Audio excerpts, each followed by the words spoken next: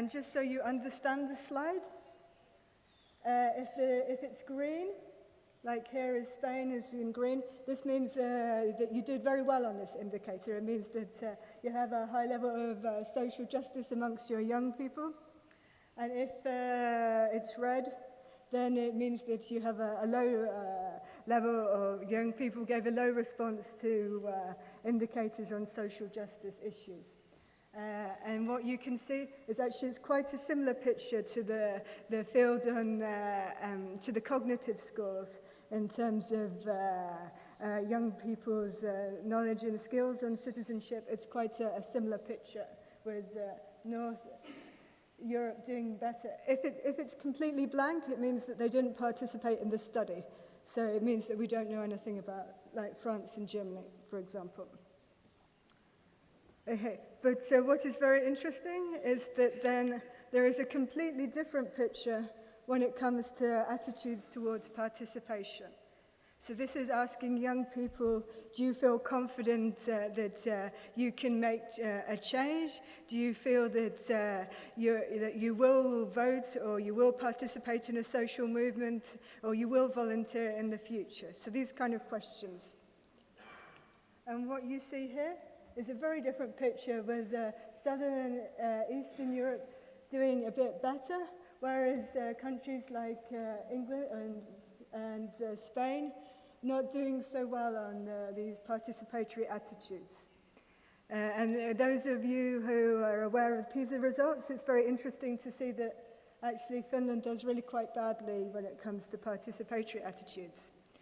So there's something going on in North and Western Europe in terms of getting young people interested and believing that they can participate in democracy. So I would say there are concerns for all different parts of Europe as a result of seeing these indicators. And what I've tried to show you here are not just the knowledge and skills items which you often see, but actually what is important, like Jack Jalor said this morning, is the values and attitudes that young people are learning as much as the cognitive side.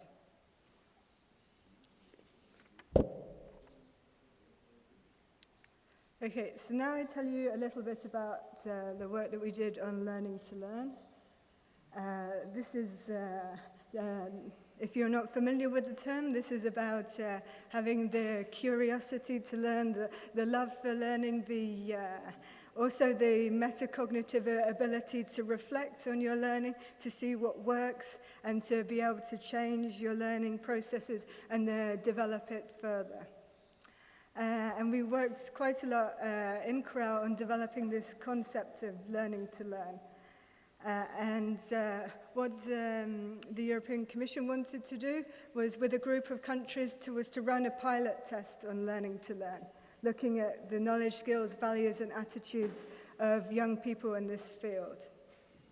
So Spain was part of the pilot test, and also there were 8 other countries, and the test comprised of items. From Spain, there were the metacognitive questions. From the UK, they had the attitude and value questions towards learning.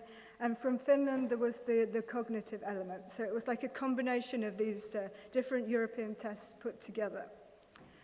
And I have to say, the conclusion was that we actually needed to do more work on this topic, that we weren't quite at the stage to launch a new study. But this also came at the economic moment when countries were not sure that they wanted another study. They had enough studies going on in their countries. Schools were complaining, we can't do any more tests. So, and the Commission were having a few problems to do with the language learning test. So at that moment, this was put on hold. But I think PISA was very much influenced by the work which was going on, and they even produced the report and added some background questions specifically on learning how to learn. And so this year I did a consultancy for the Commission where we produced some indicators from the background questionnaire of PISA in order to understand the development of learning to learn. And I have some pictures for you from this. First of all, okay, So this is the scale. This is one of the scales. I'm just going to show you 2 indicators from this. One of the scales was about enjoyment of reading. I will read just 3 of these out for you. You can read it afterwards, the presentation, if you would like to understand more. But, okay, reading is one of my favorite hobbies, and they asked how much they agree or disagree with this statement. I talk about books with other people. Or, for example, another one is I like to exchange books with my friends. So it's kind of the pleasure and a desire to learn through reading, which is captured through this item. And what we can see here is a slightly different picture, formulation here. This is the OECD mean here, where Spain is. And these countries, this side, they answered much more positively about enjoyment of reading, like Hungary and Portugal here. And down here, here's Norway and the Netherlands, and these young people answered much more negatively towards the enjoyment of reading. Enjoyment of learning, but learning through reading in this context. So we thought that that was an interesting item which could be used as an indicator. As I said, I know that in Spain you have a lot of competence in the area of metacognition. So I show you here one of the items which was developed by OECD on metacognition. So this is about the process of reflecting on your own learning strategies and to be able to change and develop them according to what works. And what the OECD did was then they gave 6 different strategies, and they gave them to experts, first of all. The experts then ranked the different strategies and gave it a score. And then the question was given to the young people, and it was scored against how much they used the strategies which the experts said were the most useful. And the strategy which the experts said was most useful was down here. So this is discussing the contents with other people, underlining important parts of the text, and summarizing in their own words. Okay, so this is the result of this indicator. We can see that France and Italy are doing quite well on this form of metacognition. Hungary and Portugal are around the OECD mean, and Poland.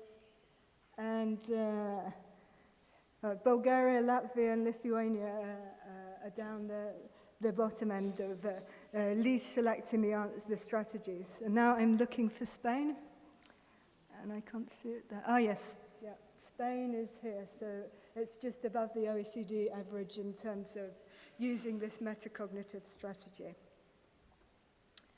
Okay, so another indicator which I worked on was the ELI indicator, the European Lifelong Learning Index. And this work, which was developed by the Bertelsmann Institute and supported by many experts and researchers across Europe, was about developing indicators based on the different dimensions that Jacques Delors originally devised through UNESCO. And in order to understand these pictures, then I said that the darker the color is, the higher the the higher the level on the indicator, and the lighter it goes, the lower the level on the indicator. I just say 1 or 2 words about learning to know, learning to do, and I will focus more on the learning to live together and learning to be, which is where I was more involved. So this is more to do with the indicators that our previous speaker from Chile had spoken about: preschool education, PISA results, participation rates in